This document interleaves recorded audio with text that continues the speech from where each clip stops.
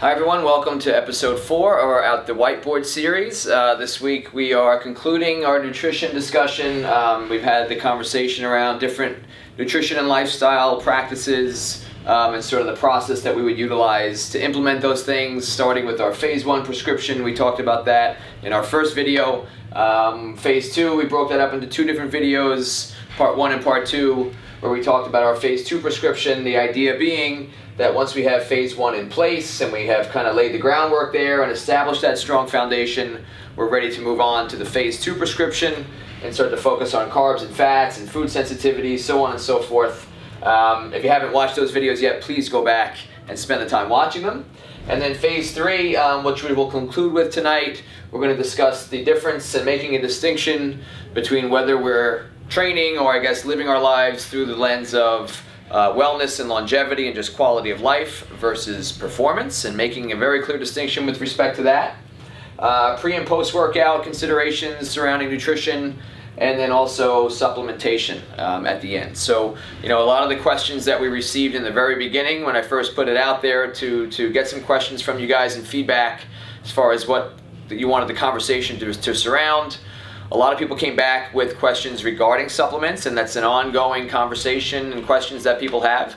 But always keep in mind that the supplements are the icing on the cake, and so they're the very last thing that we discuss, because relative to food quality and sleep and proper hydration and eliminating foods that you're not responding well to and all these other things that we've discussed thus far, supplements are relatively unimportant. And I want to get you guys out of the mentality right away that I can just pop pills and that's going to cure everything. That's simply not the answer, and it never will be. So keep that in mind, especially once we get to that component. It's going to be very quick and a very brief discussion surrounding supplements. So the first portion of the conversation for this series is going to be making the distinction between wellness and performance, and really it's a question that you guys have to ask yourselves. The context of this discussion is people that are doing CrossFit. That's typically, that's kind of the audience that I'm speaking to, specifically the members of this gym.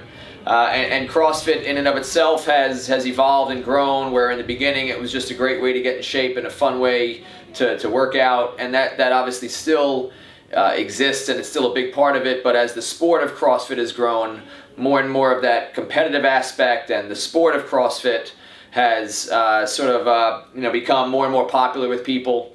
And so what you have to ask yourself is, am I doing this because I want to improve the quality of my life, or am I doing it because I want to compete in this as a sport?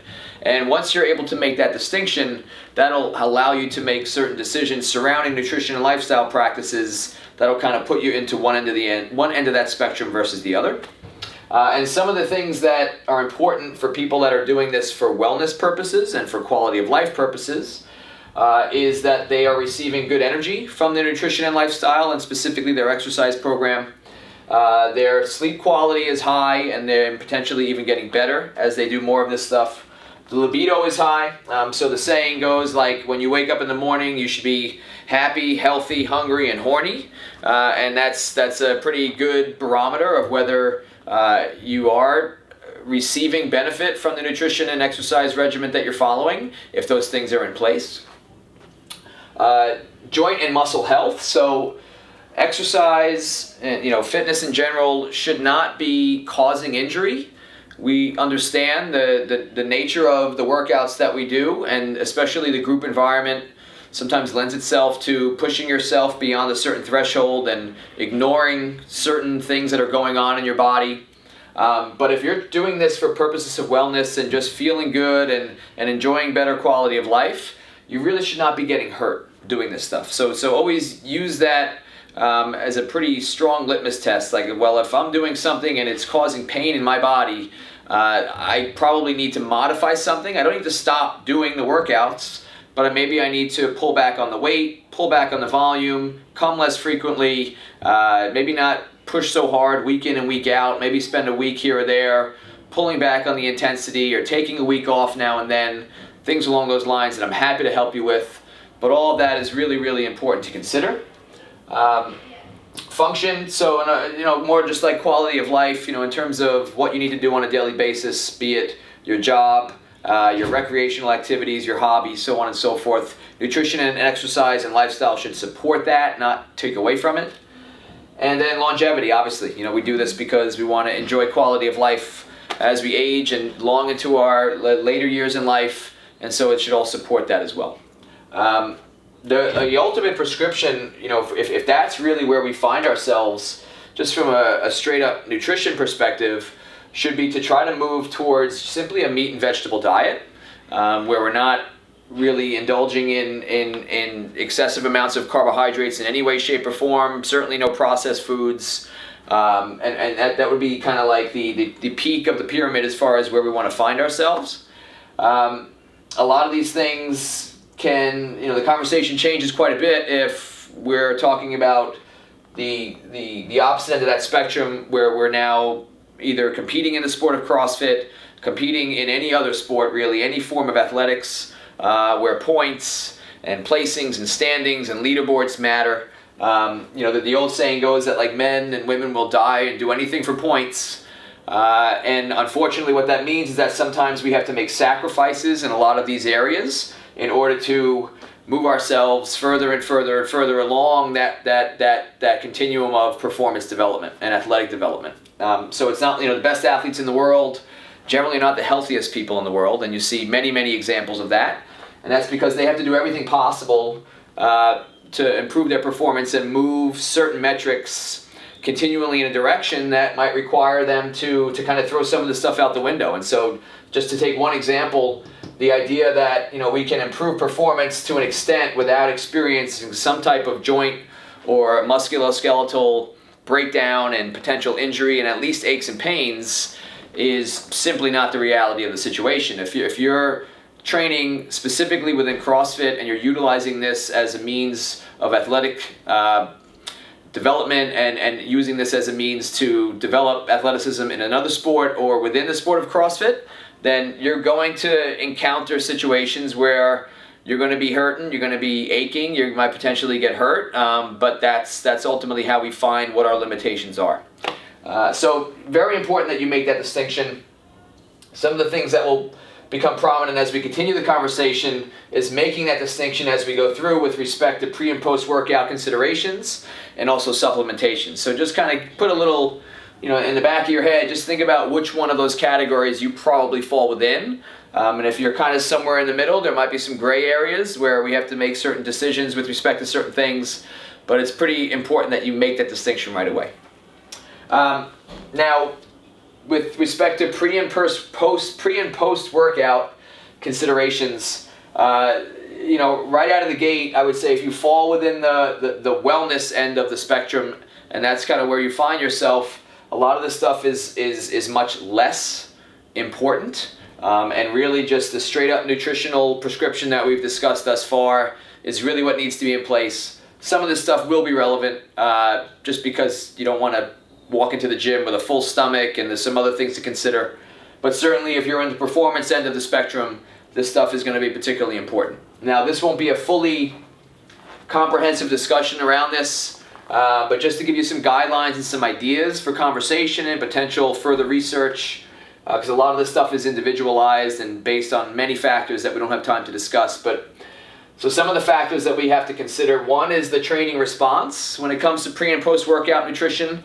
So what type of workout am I engaging in? Am I coming into the gym and I'm just lifting weights? Am I coming into the gym and doing a CrossFit workout where it might potentially be some combination of weightlifting and cardiovascular stuff and higher intensity movements and like that kind of stuff? Or am I just coming in and kind of like doing a low intensity aerobic session? And so even just looking at those three examples, the factors that go into those three types of workouts and the response from that will greatly influence what should happen prior to the workout, what should happen during the workout, and then what ultimately should happen after the workout. And we'll talk about some of that stuff throughout.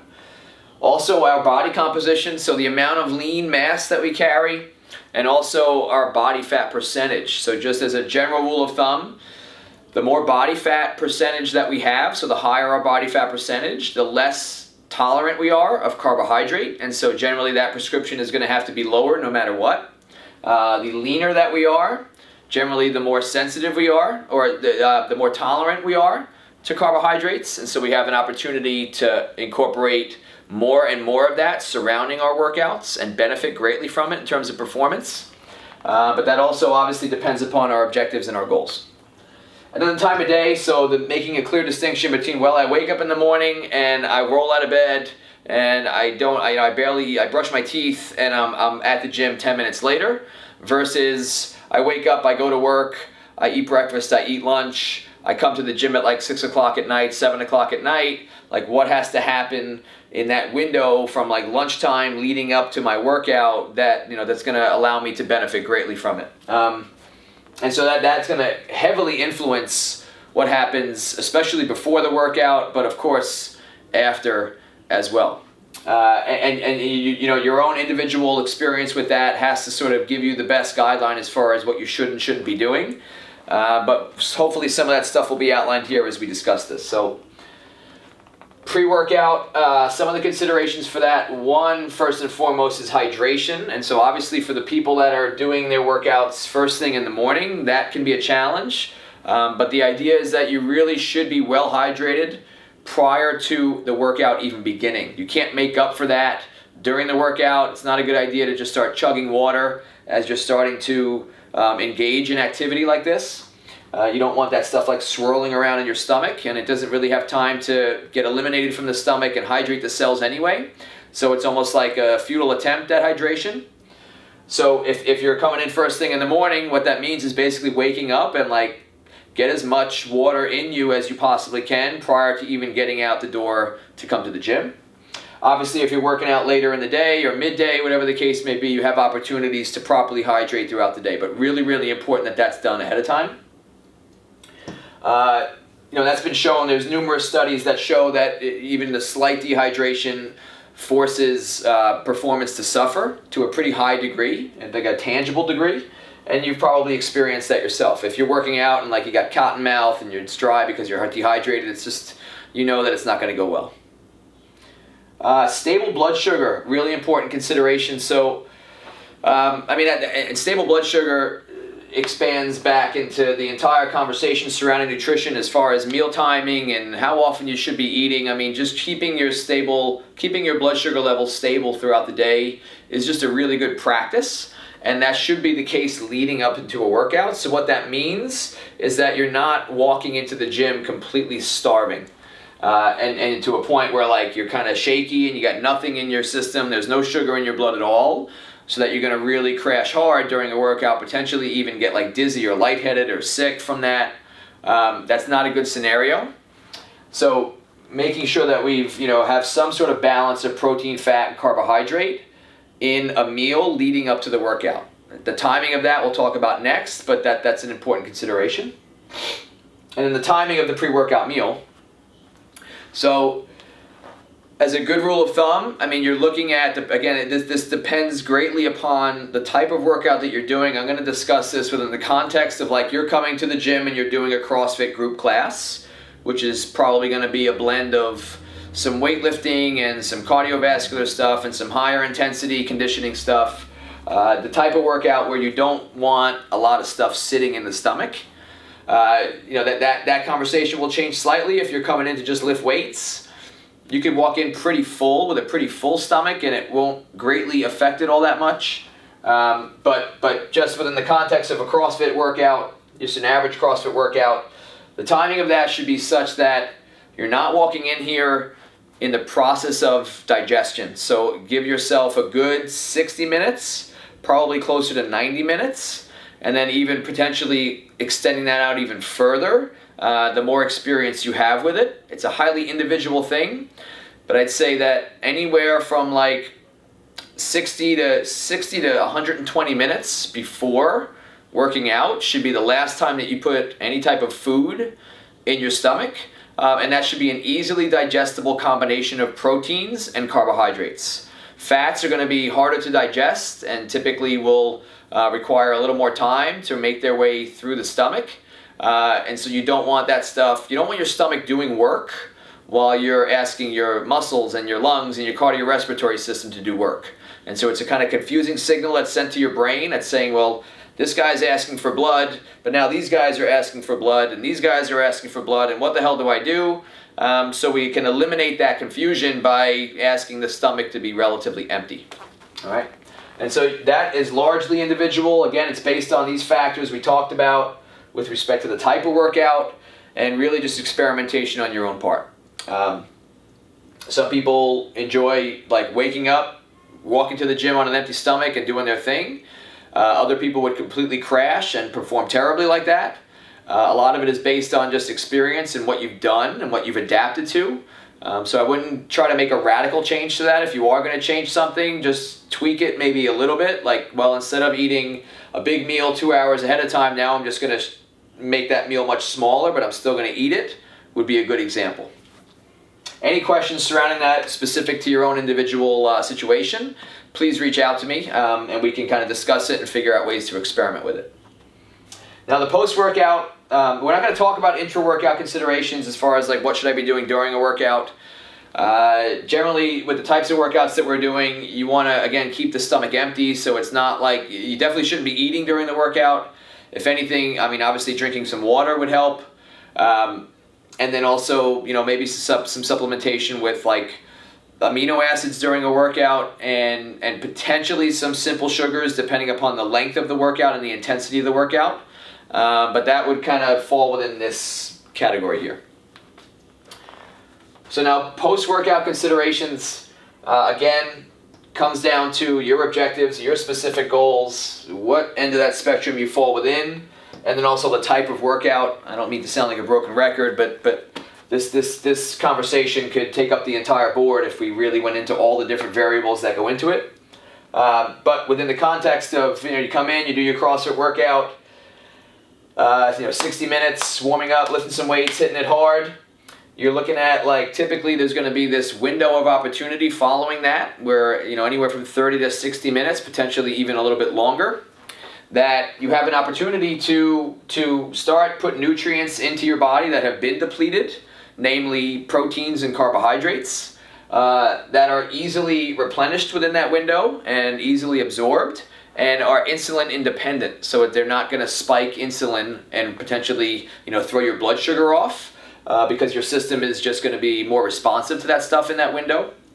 So that's a great opportunity, especially for people that are training for this, to take advantage of it. The general guideline is anywhere from 20 to 40 grams of protein within that window, depending upon really the size of the athlete. Lighter individuals can get away with a little bit lower protein, bigger individuals towards the higher end of that spectrum. And then depending upon your objectives, anywhere from 1 to 2 times that amount in carbohydrate. So for me, you know, let's just use me as an example. So I'm kind of in the middle here. I usually do 30 grams of protein, somewhere like 25, 30 grams of protein, and roughly like 50 grams of carbohydrates. And that works well for me. It doesn't mess me up. It doesn't throw my blood sugar off. It doesn't increase my body fat percentage. And that's a good rule of thumb. I probably fall more into this category at this point in my life. That'll obviously shift eventually, but for now I'm still training for performance, so I'm a little bit higher on the carbohydrate end of the spectrum. If that's not a concern of yours and you're more along here, quite frankly, this window, this consideration for protein, you know, and that comes in a liquid protein and carbohydrate form. Let me just make that clear. If you fall on this end of the spectrum in the wellness category, this window, this idea of like a post-workout shake, honestly, it's not even something that you need to really consider. I would say, don't even worry about that window. Don't worry about consuming a post-workout shake unless you're really low on protein and you just need that protein to meet certain requirements. But really, your post-workout meal can just be a regular meal, anywhere from 60 to 90 minutes after your workout, really just whenever you're hungry, and use that as your best guideline. And if you are doing a post-workout shake, there should be a window after you've consumed that where you start to feel hungry and you feel like you want to actually eat food. I mean, and the reason why liquid form is best for this really is because, I mean, just think about finishing one of those workouts.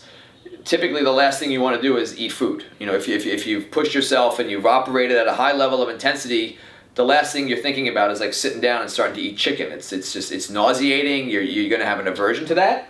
So this is just easy to digest, easy to process. It's palatable. If it might even be refreshing at that point. But then there is a certain point after that where you're going to actually start to get hungry again and want to eat food, and use that as a guideline as to when your next meal should be. It usually should be somewhere about an hour to 90 minutes following the post-workout shake. All right, so I know that's kind of a lot of information all at once. There's a lot of things to consider, a lot of like gray areas. Again, if you have specific questions, please reach out to me. Specific to your own situation. Hopefully that serves as at least some decent guidelines and starting points for you guys. And then moving on to the supplements, which again is just the icing on the cake here. We again separate things into two separate categories. So starting with just our basics, or as far as supplements that really everybody should be taking, just in terms of wellness and health and longevity and quality of life. They're listed here. I'm not going to go into great detail as to why you should be taking them or exactly what they do, just because that'll take forever. There's plenty of research available just online. Just type this stuff in and do your own research on this stuff. But this stuff has all been pretty well documented and accepted and researched as being beneficial, and namely these guys for average health and wellness. So the first is a probiotic. Second is vitamin D. The amount listed here is just a general recommendation of 2,000 to 3,000 IUs per day. Fish oil, a high quality fish oil is important. 2 to 3 grams per day. I'll give a shameless plug for Gabe and Pure Pharma. We sell their probiotic here, the SB3. We sell their fish oil, we sell their vitamin D and their magnesium zinc packet as a daily packet. It's hugely convenient. And it's a really high quality product. That's why we carry it. So if you're looking to get those guys in a nice convenient manner, we have that up front. And then also, you're welcome, Gabe. And we have greens as well as or a multivitamin. So the multivitamin, a lot of that stuff can be found in just like a basic greens powder or a green supplement. So I would say like either or, one of those would be best. I go for the green supplement. But if you're eating plenty of vegetables, you could probably just choose a multivitamin as well. So that's like baseline stuff that really everyone should be taking. If you're more along the performance end of the spectrum, then this stuff potentially could become important. That we talked about that protein and carbohydrate post-workout shake. Glutamine, which is just an amino acid that improves the immune system and recoverability from workouts. Creatine is pretty well documented as being 100% safe at this point, which a lot of people have questions about, as well as being 100% effective for many, many reasons. So really good supplement to take for people that are interested in performance gains. If you're not, don't take it. Beta-alanine and branch-chain amino acids. So those are some things to consider that have been proven to be, through research, pretty well accepted as helping to improve performance, especially in the context of CrossFit and what it is that we're trying to do. They've been proven to be 100% safe. And just look for good, high-quality brands. I'm happy to share my preferences for those specific supplements with you and the brands that I would recommend. So feel free to reach out to me if you have any questions related to that. All right, guys, and that's it. So yeah, that covers our full nutrition and lifestyle prescription.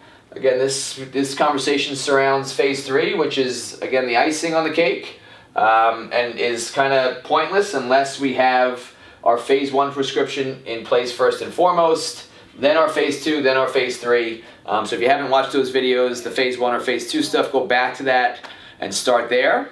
And as you have the ability to make check marks next to each piece that you got that stuff in place, then you can make your way all the way through. And this could be a 1-month process. It could be a 2 or 3 year process for a lot of people if you're starting with the basics over here. So be patient, continue to utilize these videos as resources, and please use me and the rest of the coaching staff here as resources with any questions that you guys have. And that's it. We'll resume next week with some additional questions that you guys have submitted. Please continue to send them in. and hopefully we'll discuss something else outside the scope of nutrition and move on to other topics. Everything is fair game, so whatever questions you guys have, please submit them, and hopefully we'll cover them over the coming weeks here. Thank you so much, guys, and we'll see you soon. All right.